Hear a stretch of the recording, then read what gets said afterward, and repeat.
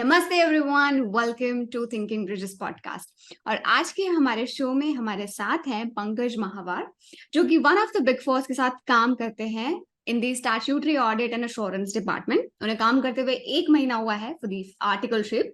और हम पंकज की पूरी जर्नी यहाँ पर सुनने वाले हैं कि कैसे उनकी सीए में एंट्री हुई, कैसे उन्होंने अपना जो बिग फोर का ड्रीम है वो चेज किया, and then finally how he was able to achieve that dream.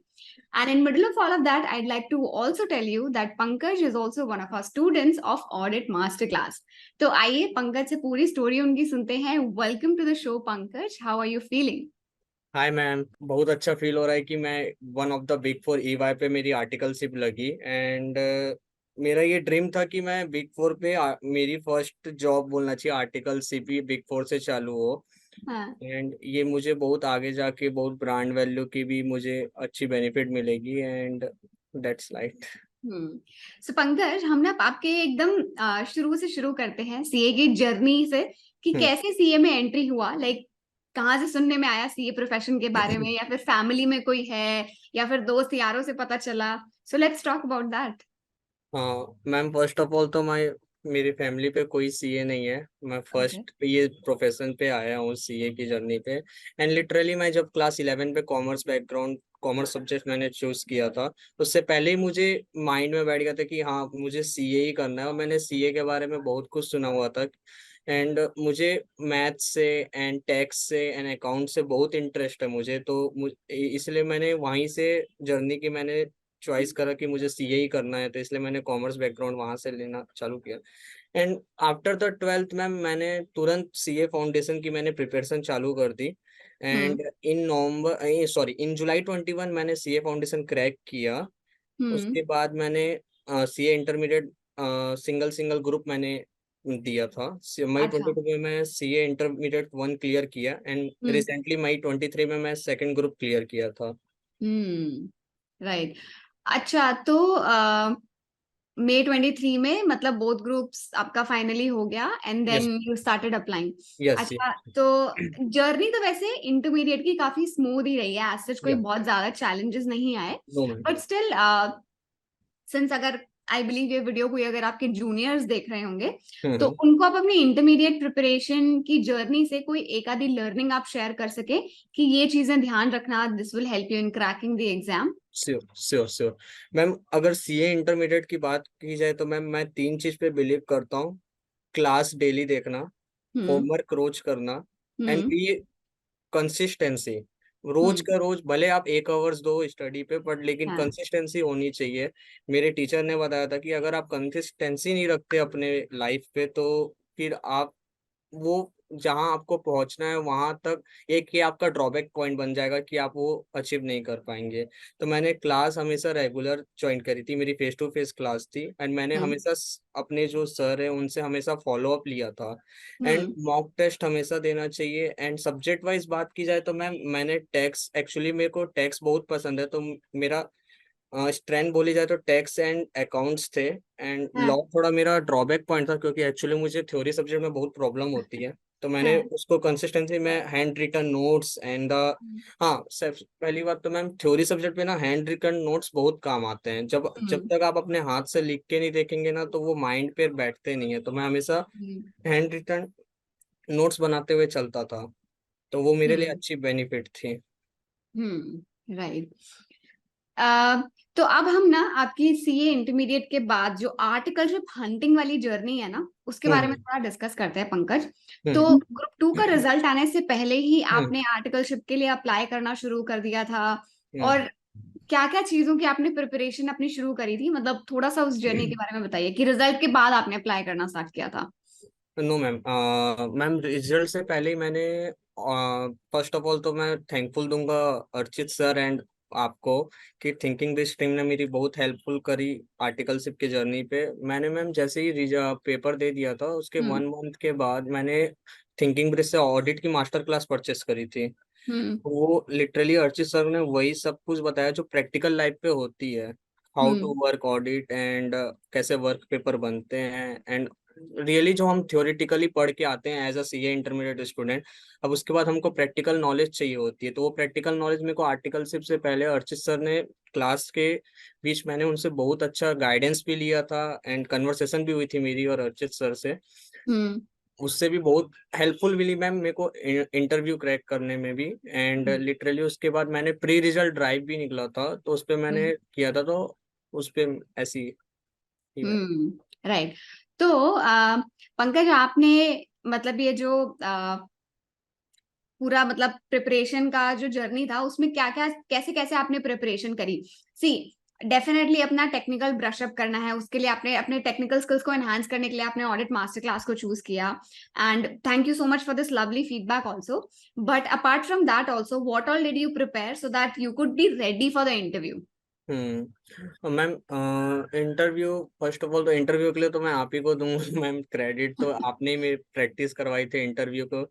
And ma'am interview के लिए first of all theoretically knowledge तो हार्ड एंड फास्ट ऐसा कुछ रूल नहीं है, बट लेकिन हाँ जो हम इंटरमीडिएट में पढ़ के आते हैं वो थ्योरेटिकली नॉलेज होनी चाहिए। सेकंड, थोड़ी बहुत लिटरली केस बेस्ड स्टडी, मतलब प्रैक्टिकली नॉलेज भी होनी बहुत इंपॉर्टेंट रखती है अगर इंटरव्यू क्रैक करना है तो। क्योंकि थ्योरेटिकली नॉलेज ठीक है वो एक लेवल तक रखते हैं, बट उसके बाद प्रैक्टिकल नॉलेज भी एक मैटर रखता है कि वहाँ पे हाँ कि क्रैक करना है इंटरव्यू। राइट। सो थ्योरी प्लस अपना प्रैक्टिकल दोनों स्ट्रांग रखना है। थ्योरी के लिए अपने जो स्टडी मटेरियल है, अपने जो पढ़ी हुई हैं चीजें इंटरमीडिएट लेवल पर, उनको रिवाइज करना है। And yeah obviously you can do something extra to prove the interviewer that you are very serious, you can yeah show the commitment, you can do that by taking skill building courses like audit master class and all.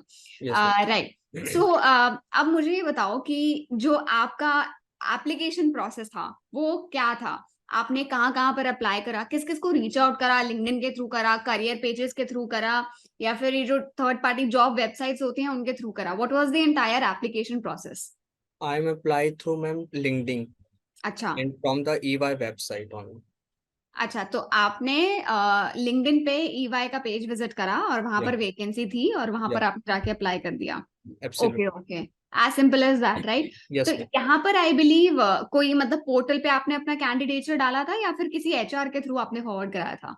No ma'am, मैंने portal के through अपना CV मैंने upload किया था वहाँ पे, and हम्म। अपनी full information and पूरे वहाँ पे अपलोडेड किया था, क्योंकि उनकी वैकेंसी निकली हुई थी इंटर्न के लिए। तो मैंने वहाँ उनके वेबसाइट पे गया, वहाँ पूरी ऑल डिटेल्स भरा एंड हम्म। कुछ टाइम लगा कॉल आने में, बट लेकिन वहीं से मैंने किया था लिंक्डइन से। ओके, तो मतलब और कहीं किसी तरीके से, क्योंकि पता है पंकज, मैं आपसे इतना डिटेल में इसलिए जा रही हूँ बिकॉज स्टूडेंट्स और प्रोफेशनल्स दोनों यही बोलते हैं कि वेबसाइट पे तो 1 महीने से अप्लाई किया हुआ है, रिस्पांस नहीं आ रहा है, रिस्पांस नहीं आ रहा है। रिस्पांस आता है प्रोवाइडेड आपका कैंडिडेचर एक तो जो स्क्रीनिंग प्रोसेस है उससे पास थ्रू होना चाहिए, यस और मैम। फिर जो है आपका शॉर्टलिस्टिंग तभी होगा जब आपका रेज्यूमे थोड़ा सा डिसेंट होगा। या तो रेज्यूमे कैसा बनाया था? मैम रेज्यूमे के लिए भी आप ही को दूंगा क्रेडिट मैम। आप ही ने बताया था, आप ही के गाइडलाइन पे मैंने रेज्यूमे बनाया था। एंड लास्ट रेज्यूमे शायद मैं आपको शेयर भी किया था, शायद वही रेज्यूमे मैंने EY के वेबसाइट पे भी डाला था। हाँ हाँ हाँ। तो तो सारे कीवर्ड्स वगैरह इंक्लूड करे थे ना आपने? या मेरे को अच्छे से याद है, हमारी टेलीग्राम पे बहुत लंबी चौड़ी कॉन्वर्सेशन हो रखी है। या मैम। राइट। सो अब हम चलते हैं इंटरव्यू वाले फेज पे। तो अब भाई कॉल आ चुका है पंकज आपको, ठीक है, और अब एकदम टेंशन पड़ गई है कि कैसे क्या सवाल पूछे जाएंगे। तो पूरा माहौल रिक्रिएट करके बताओ कि कैसे जो है आपको इंटरव्यू के लिए, आई बिलीव आपका ऑनलाइन ही हुआ होगा इंटरव्यू, जूम के थ्रू या फिर माइक्रोसॉफ्ट टीम्स के थ्रू। तो कैसा था वो एक्सपीरियंस, क्या क्या सवाल आपसे पूछे गए?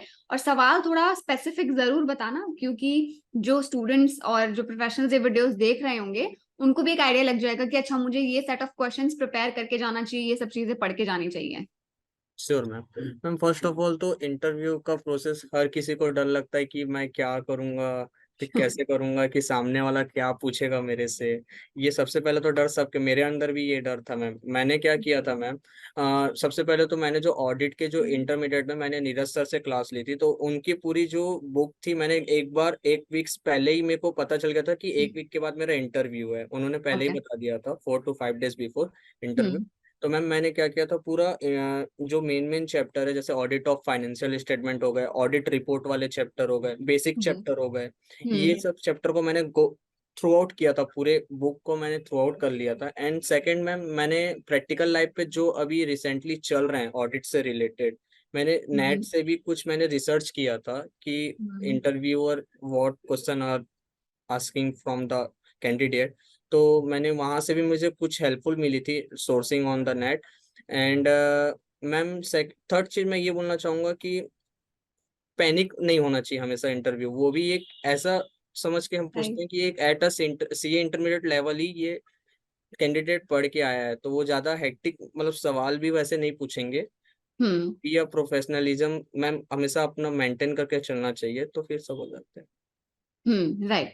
तो जरा थोड़े से क्वेश्चंस बताइए, कितने राउंड्स हुए थे? एचआर राउंड हुआ था, डायरेक्ट टेक्निकल हुआ था? थोड़ा सा उसके बारे में डिटेल में बताइए। Yes ma'am. Ma'am first of all तो एचआर राउंड हुआ था, देन सेकंड तो वो टेक्निकल। टेलीफोन पे हुआ था कि वो भी माइक्रोसॉफ्ट टीम्स के थ्रू हुआ था? Through the telephone HR round and the technical round. And अच्छा, टेक्निकल राउंड भी नहीं फोन पे ही हो सॉरी गया सॉरी सॉरी सॉरी, था? टेक्निकल राउंड थ्रू जूम पे हुआ था। एंड हाँ देन आफ्टर मैनेजर राउंड होता है। हाँ through the technical round and the manager round बीच में एक पर्सनालिटी टेस्ट करके भी एक होता है, एप्टीट्यूड हाँ टेस्ट। हाँ हाँ। तो वो उस पे भी वो टेस्ट होते हैं। उसके बाद hmm, then after the manager round, उसके बाद अगर मैम कैंडिडेट अगर टेक्निकल राउंड तक पहुंच गया है, तो मैं हाँ। ये समझता हूँ कि 80 to 90% कन्फर्म है। हम्म। क्योंकि उसके बाद ही मैनेजर राउंड पे वो कैंडिडेट श्योरली है कि हो जाएगा उसका सिलेक्शन। एंड हाँ, मतलब पार्टनर राउंड या मैनेजर राउंड, आप सही कह रहे हो कि 90% लोग ही जो है पार्टनर राउंड या मैनेजर राउंड तक पहुंचते हैं। और उसके बाद जो है वो थोड़ा सा बस वो देखना चाहते हैं कि आप टीम में फिट होंगे कि नहीं होंगे। बिकॉज काफियों का उस स्टेज के पहुंचने के बाद भी जो है कॉन्फर्मेशन नहीं आता है। And I was one of them when I applied for one my article back back then पीडब्ल्यूसी में। या सो वो होता है कि वहां पर मतलब वो देखना चाहते हैं कि आप कल्चरली कैसे फिट होते हैं, कैसा होता है। सो यू आर राइट, 90% आपका कंफर्मेशन है ही। Yes ma'am. तो एंड थोड़े से टेक्निकल क्वेश्चंस बताओ कि या किस तरीके से क्या क्या क्वेश्चंस पूछे गए थे?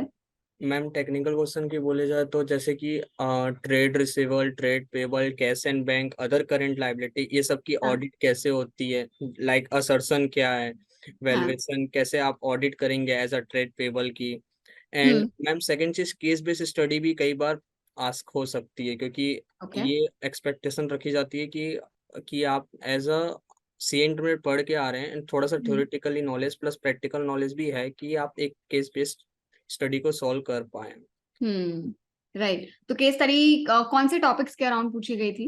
मैम एक्चुअली ये एक क्वेश्चन था कि अगर आप एक क्लाइंट है, उसकी हम्म ट्रेड रिसीवेबल बहुत ज्यादा दिख रही है, हम्म एंड वो ट्रेड पेबल बहुत कम दिख रही है, तो हम्म आप एज एन ऑडिटर जा रहे हो और वो लिटरली उसकी रेवेन्यू बहुत ज्यादा है, बहुत रेवेन्यू बहुत लार्ज अमाउंट में है। तो हम्म एज आप क्लाइंट जा रहे हो, तो आप क्या वो कंपनी को सजेस्ट दे पाओगे कि आपकी ट्रेड रिसीवेबल बहुत हाई दिख रही है एंड ट्रेड पेबल बहुत कम दिख, लिटरली अगर आप ट्रेड पेबल कम दिखा रहे हो तो वहां पे कुछ मैनेजमेंट कुछ बोलना चाहिए, छुपाना चाह रही है कि कुछ हम्म करना चाह रही है, तो आप एज एन ऑडिटर आप उसको क्या सजेशन दोगे और क्या हम्म वहां से आप ऑडिट कर पाओगे, कि वहां से आप क्या निकाल पाओगे, लिटरली पूरा हम्म। ट्रस्ट कैसे कर पाओगे। Correct correct, that's like actually thinking from the point of view auditor. Hmm कि अगर आप ऑडिटर होते तो क्या आप कैसे उसको जो है टेस्ट करते, क्या क्या आप जो है अपने प्रोसीजर्स लगाते टू वेरीफाई कि वो रिकॉर्ड्स में कहीं सप्रेशन तो नहीं हो रहा है फैक्ट्स का, etcetera etcetera. That's right. That's an interesting question. Hmm. ठीक है। सो जब सिलेक्शन हुआ तो obviously you were very happy. घर वाले कितना खुश हुए थे?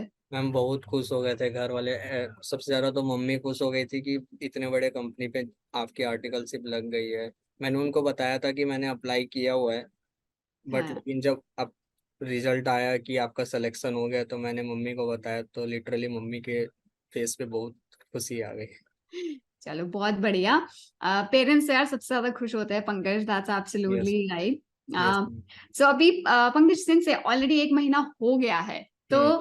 जो आपने ऑडिट मास्टर क्लास में सीखा, आपको लगता है कि वो एक्चुअली में हम सिर्फ हवा में बातें करते हैं, फिर एक्चुअली में वो आप अप्लाई करते हो अपने नहीं मैम। प्रैक्टिकल वर्ल्ड में? नहीं मैम, लिटरली वही वर्क पेपर जैसे अर्चित सर ने बताते थे कि ऐसे वर्क पेपर होते हैं बिग फोर में, क्योंकि अर्चित सर भी one of the big four पे वर्क कर रहे हैं।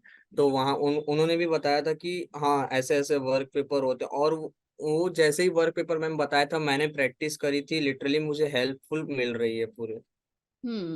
राइट। मेरे को तो हमें तो ऐसे ऐसे फीडबैक्स मिलते हैं पंकज की, मतलब क्वालिफाइड सीए से भी मिलते हैं इनफैक्ट कि काम शुरू हो गया है, but you know, if I'm getting stuck somewhere, I always revisit the work paper or the video, if then I, you know, just to verify कि हाँ ठीक है, and then I, you know, sort of, you know, apply that in my client work. So यहाँ तक जो है ऐसे हमें फीडबैक मिलते हैं. या मैम, पर So लिटरली अर्चित सर और आपका बहुत ज्यादा क्रेडिट है मैम, आप लोगों ने बहुत गाइड किया था मेरी आर्टिकलशिप जर्नी पे.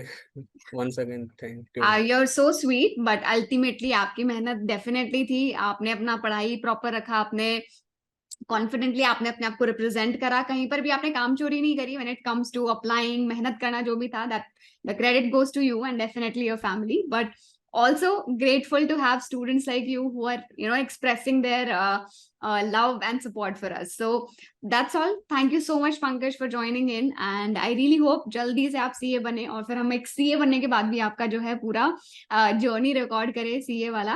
और आर्टिकलशिप में भी जो भी आप चीजें सीखे, will definitely love to cover it in the upcoming podcast कि कैसे कैसे आपने क्या क्या चीजें सीखी हैं. So once again, thank you so much for doing this. Definitely ma'am. Thank you ma'am.